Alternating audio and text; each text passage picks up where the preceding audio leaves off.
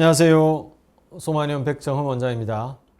오늘은 자율신경 실조증과 부신피로 그 두 번째 시간으로 부신피로라는 개념을 처음으로 주창한 제임스 윌슨이라는 분에 대해서 같이 알아보도록 하겠습니다.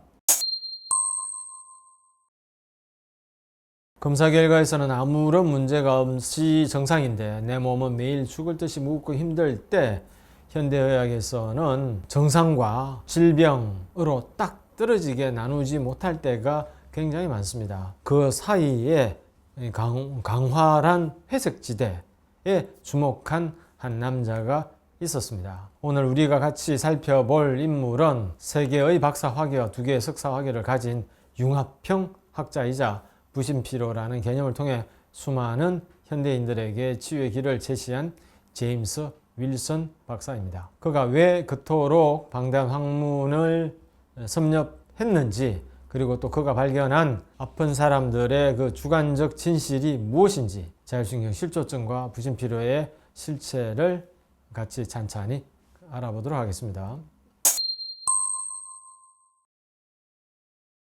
부신피로라는 말이 세상에 알려지게 된 것은 아드레날 퍼티그 21세기의 스트레스 신드롬이라는 책의 출판에서부터입니다. 이 책이 2001년도 미국에서 처음으로 발행된 책인데요. 제임스 윌슨 박사는 이 책에서 부신피로라는 개념을 세상에 처음으로 내놓습니다. 제 생각에는 제임스 윌슨은 그 검사 결과가 정상인데 고통받는 환자분들의 그 아픈 모순을 어떻게 하면 해결할까라는 임상가로서의 깊은 고뇌와 연민이 그 바탕에 자리 잡고 있었을 것으로 보입니다.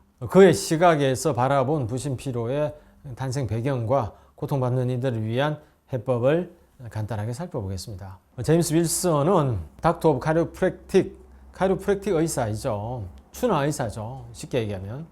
이자 ND, 내추로파식 닥터, 자연치유의, 자연요법 의사이자 영양학 박사 등의 타이틀을 갖고 있는 분으로서 아주 오랜 시간 환자분들을 돌보고 있는 임상가이기도 합니다. 제임스 윌슨 박사가 부신피로라는 개념을 정립하게 된 배경에는 주류의학이 놓치고 있던 보이지 않는 환자분들, 자율신경 실조증과 같은 이런 증상들을 고생하시는 분들에 대한 임상가로서의 분노와 연민이 깔려 있는 것으로 보입니다.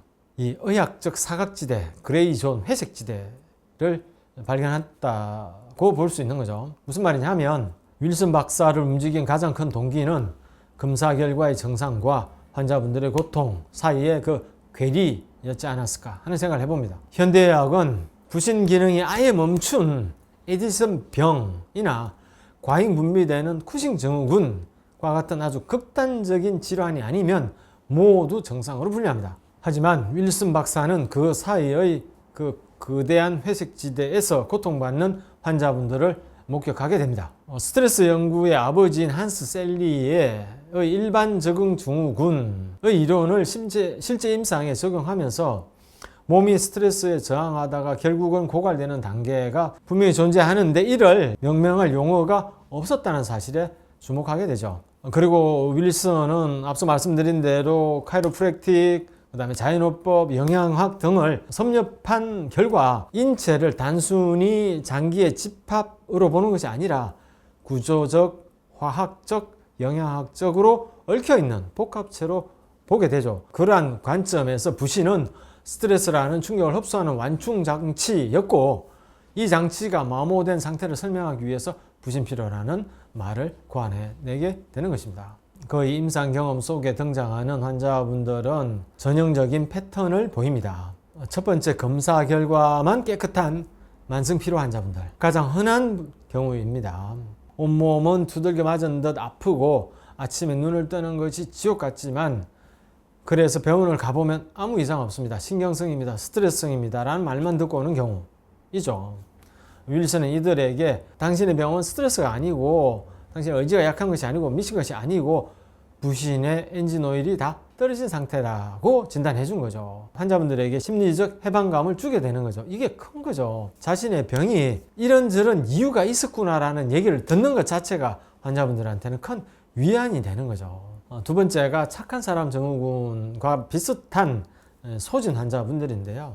윌슨은 부신피로를 거절하지 못하는 사람들의 질병이라고 불렀습니다. 다른 사람들의 요구에 지나칠 정도로 친절하게 대답하면서 자신의 에너지를 모두 다 퍼주다가 HPA-축, 시상하부뇌하수체 부신축이 무너진 경우들이죠. 이들은 심리적 경계선이 무너지면서 신체적 방어선까지 함께 무너진 상태죠. 제가 가끔씩 말씀드리지만 자율신경 실조증으로 고생하신 분들은 대부분 다 착하고 성실한 분들인 거죠. 공감하시리라 생각됩니다. 세 번째는 가짜 에너지로 버티는 직장인 그룹인데요. 커피, 카페인, 설탕, 당, 심하면 알코올까지 부신을 채찍질하며 하루하루를 버텨내는 경우들입니다. 윌슨은 이들이 겪는 오후 3시, 4시 사이의 그 급격한 무력함과 밤 11시 정도의 그 기이한 각성 현상을 부신 호르몬 리듬의 붕괴로 설명하면서 이들의 치료의 길로 이끌게 되죠. 네 번째는 자율신경계 조절을 잃은 환자분들 그룹입니다. 기립성 저혈압과 같은 원인 모를 어지럼증, 식후 혈당 스파이크와 같은 그런 증상들을 겪는 환자군들입니다. 윌슨은 이들이 짠 음식, 단 음식들을 갈망하는 이유가 단순히 식탐, 음식에 대한 욕심만이 아니라 부신 호르몬인 알도스테론의 부족으로 나트륨을 지키려는 몸의 생존 본능으로 얘기합니다. 이 자신들이 겪는 고통, 이름 모를 이 고통에 이름을 붙여주는 것은 환자분들에게 굉장한 위안이 된다고 말씀드렸죠. 그 치료의 기회조차 주어지지 않았던 상황에서 내 병이 부신피로이구나, 나는 부신피로이기 때문에 아팠구나 라는 그 사실만으로도 본인과 주위 분들에게 많은 위안과 치료의 단서를 제공하게 되는 것이죠. 치료의 출발이 되는 것이죠. 그것이 윌슨의 가장 큰 공로이지 않나 생각합니다.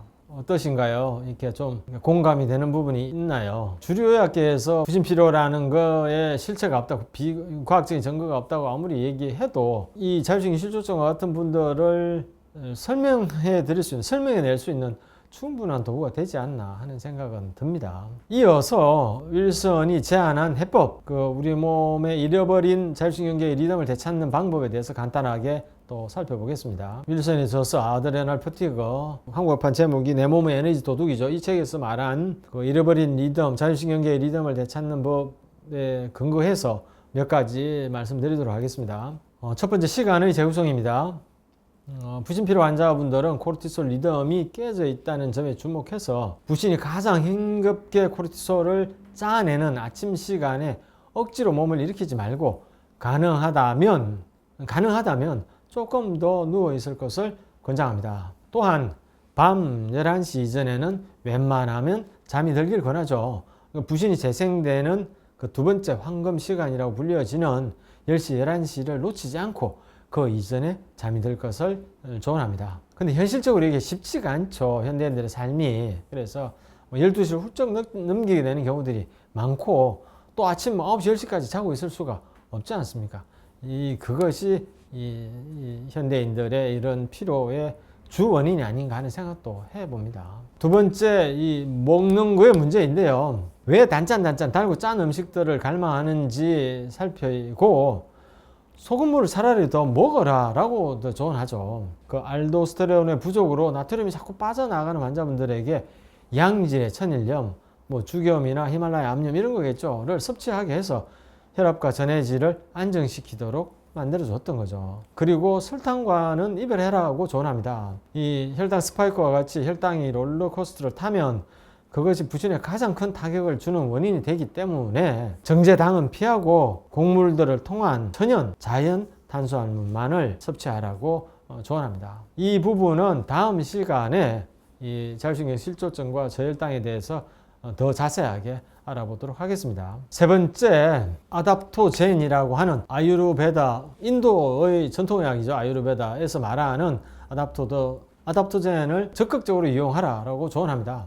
아답토젠은 이 식물들이 자연의 스트레스에 대응하면서 만들어낸 성분들을 아답토젠이라고 합니다. 대표적으로 감초, 아슈와간다 등이 있죠. 홍경천 이런 등등이 있습니다. 한약재들이죠. 사실 어찌 보면 인삼 이런 것들이니까 그런 것들을 치료에 적극적으로 이용했고 환자분들에게도 복용토록 적극적으로 조언했습니다. 윌슨의 선의가 우리에게 남긴 것이 무엇일까요? 저는 모든 사람들의 행동 바탕에 선의가 깔려 있다고 생각하는 쪽입니다. 버릇없는 또는 잘못된 행동을 하더라도 애초에 그 사람의 바탕에는 선의가 깔려 있지 않았을까라는 생각이죠. 그러니까 윌슨 같은 경우는 이름 없는 병으로 고통받는 분들을 낫게 해드리고 싶다는 선의가 있었다고 생각하는 거죠. 윌슨이 부신피로를 주창한 이유가 뭐 의학적 명성을 얻기 위해서 그랬겠냐고요. 당신이 아픈 이유가 여기 있습니다 라는 이름을 붙여줌으로써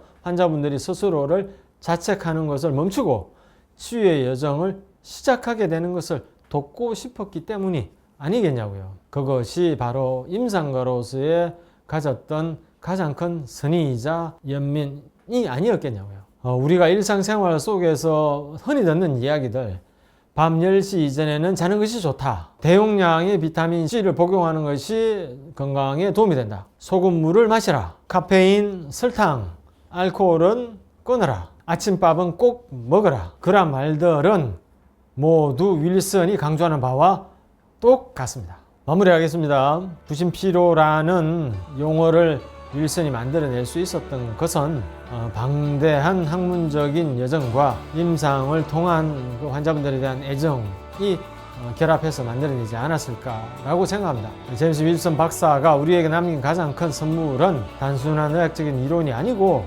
당신이 아픈 것은 게을러서도 아니고 심리적인 탓만도 아니고 스트레스 탓만도 아니고 또 마음이 약해서도 아니고 단지 당신의 부신이 기능을 못하고 있다.